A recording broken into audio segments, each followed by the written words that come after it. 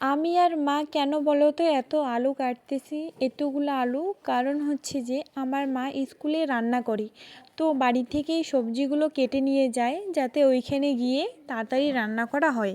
তো আমি মাকে একটু হেল্প করে দিচ্ছি যাতে মার তাড়াতাড়ি হয়ে যায়। আলুগুলো কেটে নিয়ে ভালো করে ধুয়ে টিফিনের মধ্যে প্যাক করে নিচ্ছি। টিফিনের মধ্যে প্যাক করে ব্যাগের মধ্যে টিফিনগুলো ভরাই দিলাম। দিয়ে এখন ব্যাগটা মার হাতে দিয়ে দিচ্ছি, মা স্কুলে নিয়ে যাবে।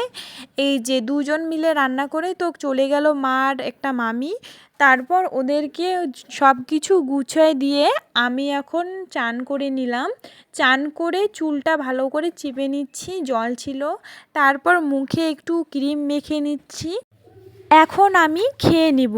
তো আজকের মেনুটা একটু অন্যরকম, কারণ আজকে দুপুরবেলা ভাত নেই। আজকে রান্না হয়েছে আমাদের বাড়িতে খিচুড়ি। তো এই যে দেখো, খিচুড়ি, আলু ভাজা, পকোড়া ভাজা, বাঁধাকপির ঘন্ট আর বেগুন ভাজা। তো সবটা দিয়েই আমি এখন একটু খেয়ে নিচ্ছি, খেয়ে দেখি কেমন হয়েছে। তো খাইলাম, খুব টেস্টি হয়েছে। তো আমি খাই আর তোমরা জানাও ভিডিওটা কেমন হয়েছে। টাটা।